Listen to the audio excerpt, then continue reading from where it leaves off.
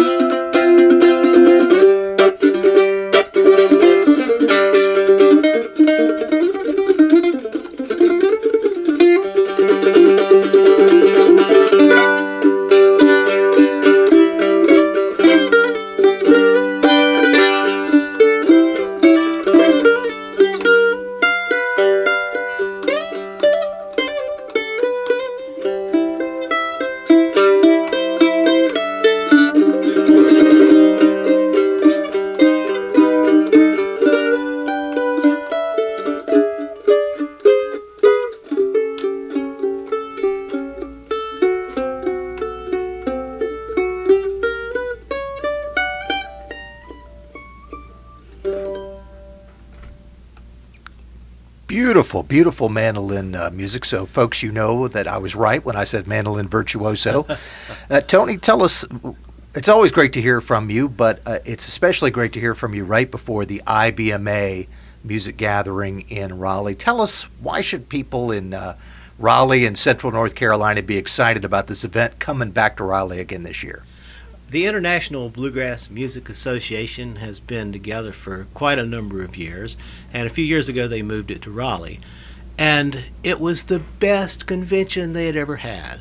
And the reason is because Pinecone, William Lewis and his organization helped support it in getting the word out and also creating more stages than ever before, but mostly because of the people. The people rush into downtown Raleigh to hear bluegrass music, and there's people of all cultures and ages, and there's young musicians that are so exciting to see for the first time that are just blow your mind, and then there's some of the old pros that are legendary. So I can't think of a better way to spend a week than with the bluegrass in Raleigh. What does it mean for the performers and the people who are involved in the bluegrass world to get together for this event? Why is this something that's important for the people who are practitioners? I think a lot of what happens that week is the collection of musicians who will collaborate with people they don't normally get to work with. It's not just business as usual in the bluegrass world. It's a real opportunity to create new music with interesting people. Just one example is there's a concert featuring the women of bluegrass, where a lot of really important female bluegrass musicians will be gathered together on stage for the first time, and I'm excited to see what happens there. Yeah, all kinds of exciting stuff. We're going to get more into IBMA and some of the things that you have seen that have been nice personal honors. But first, how about another song? Okay, sure thing. Let's, since we're talking bluegrass, let's go a little bit bluegrassy. What do you say?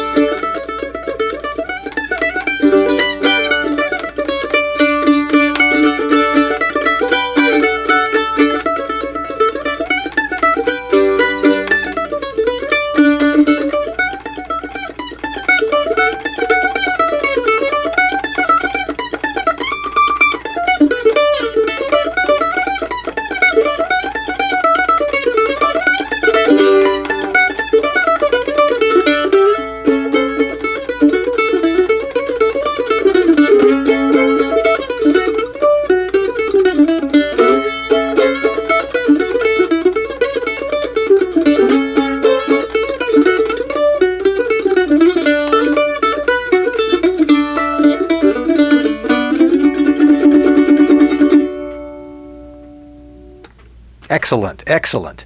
So, one of the things that has happened since the last time we spoke is that you have picked up quite an honor, the North Carolina Heritage Award. Tell us about that. The North Carolina Arts Council has been in business for 50 years in this state, supporting musicians, potters, creative people in all genres, and they have awarded this honor to some of the most gifted and talented artists the state has produced. People like Doc Watson, Earl Scruggs, George Shuffler, Bobby Hicks, just musicians alone, staggering the talent that they've supported in this award. When I was informed that I was going to be a recipient in 2018, I was pretty amazed.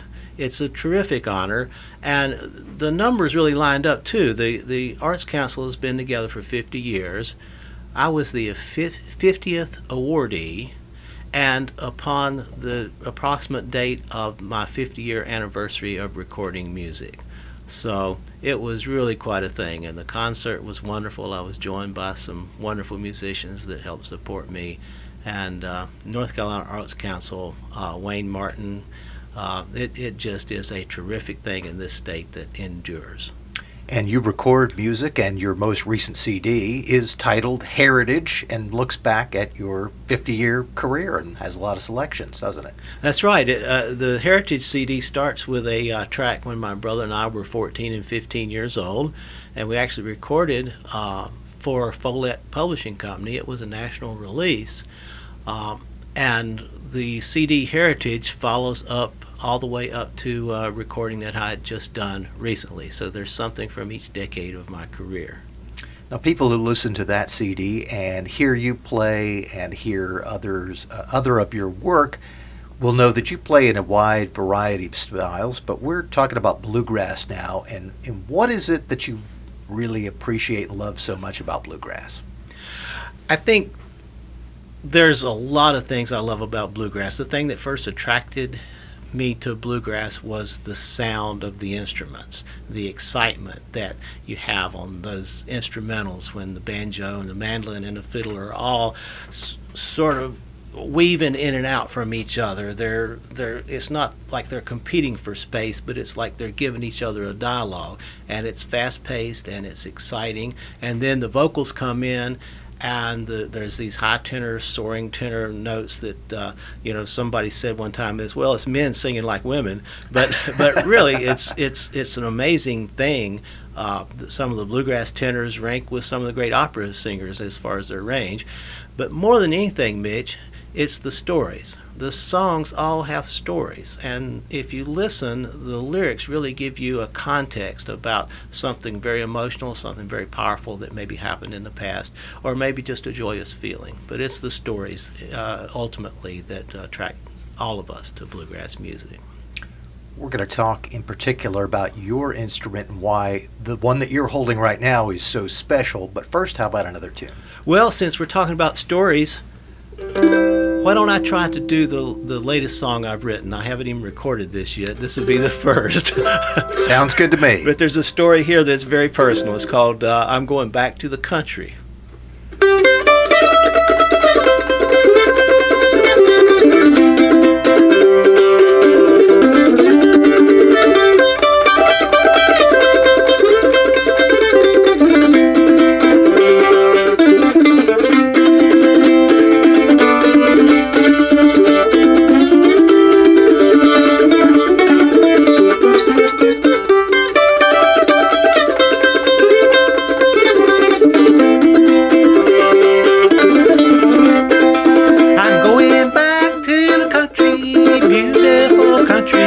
Find a place back in the woods a little ways from town, and I will build me a cabin, a little log cabin, with a front porch and a screen door and gardens all around. I'm growing tired of these big city crowds, where the drivers are crazy and the streets are so loud. I'm going back to the country, beautiful country, and I will find some peace for the rest of my days.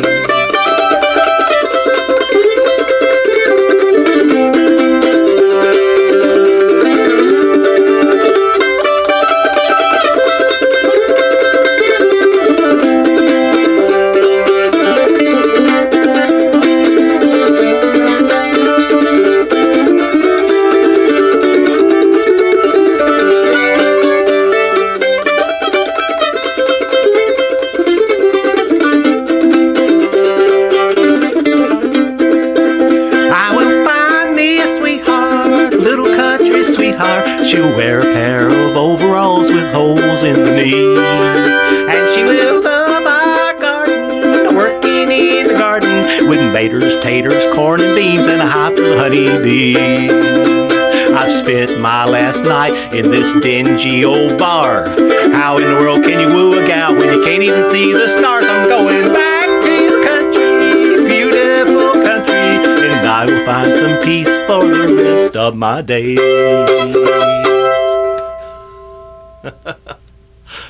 Excellent. And I after about 10 seconds, I made sure to cut off my microphone so I wouldn't spoil it by laughing or singing along out of tune. Anyway, that is great.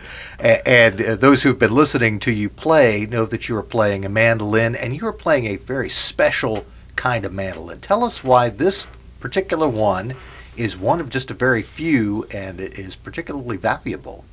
A lot of people consider the Gibson F5 to be the apex of mandolin building. In Europe, for centuries, the mandolin had a bowled back, sort of what we called the tater bug shape.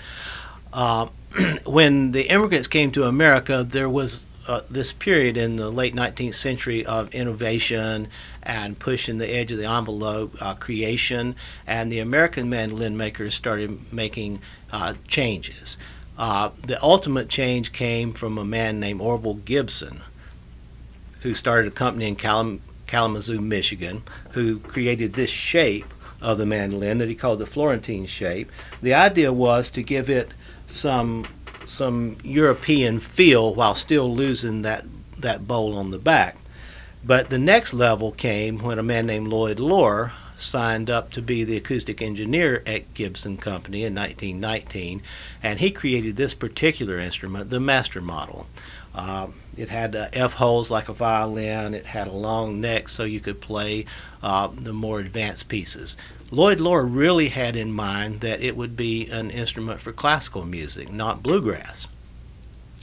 But it really found its home in the hands of Bill Monroe when he bought an instrument like this in the barber shop in 1945, and it became the standard sound of bluegrass music, which is interesting because Lloyd Loar wanted an instrument that we could play the Paganini Caprices or the Bach Partitas, and this instrument became famous playing things like Rawhide and Get Up John. But this is a 1923 Gibson F5.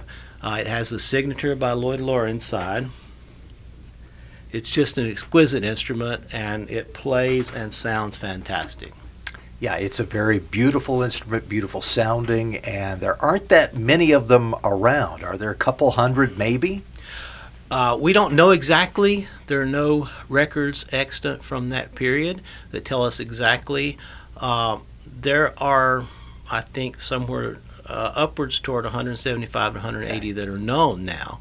So one assumes that there may have been 250, 300 made at the most. If you can find one, they are usually quite expensive, and but I think worth the money.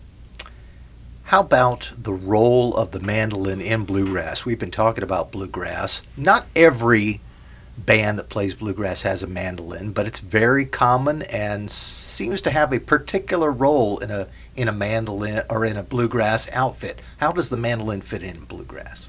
Well, that's an interesting question. Bluegrass bands do not use, in the traditional sense, the traditional definition of a bluegrass band, they do not use a drummer. There is a bass player which plays the boom, boom, boom, boom, the ohm beat. The guitar plays a rhythm thing that has a strum to it. The banjo is hitting rolls, hitting repeated notes. The mandolin comes in and it fills the role of the percussion.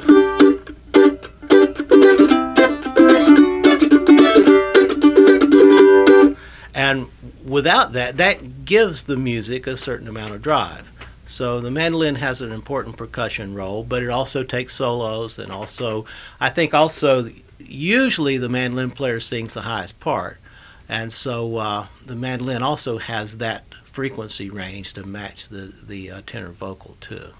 And if the mandolin player happens to be a person whose stature matches that voice, then the size of the mandolin works well for that person too. Although in your case, you're a tall fellow. Well, if you look at a lot of bands, most of you normally see a great big guy holding a little mandolin and a little tiny guy holding the bass. How many times in the course of your life has someone who didn't know the music come up and said, "I love that little guitar"? Ukulele. That Mitch, that happens less often now. Okay. People know about mandolin more now than ever before. And I think it's because of the work that the second and third generation of mandolin players have brought the awareness to this instrument. There are people who are using this instrument in all kinds of music now, and so it's really more well known than ever. In fact, I was at a jam session not long ago, and back years ago when you went to a jam session, you might see one banjo, you might see a bass. You're lucky if you saw a mandolin. You'd probably see a couple of fiddles, but then there'd be about 30 guitars, right? I went to a jam session where there were 3 guitars and about 5 mandolins. Wow. So we live in a different mandolin. It's a mandolin-centric world, or becoming so. Well, you're going to be performing at IBMA. We're going to get the details about that coming up. But how about before we wrap it up, one more nice song? Oh, sure.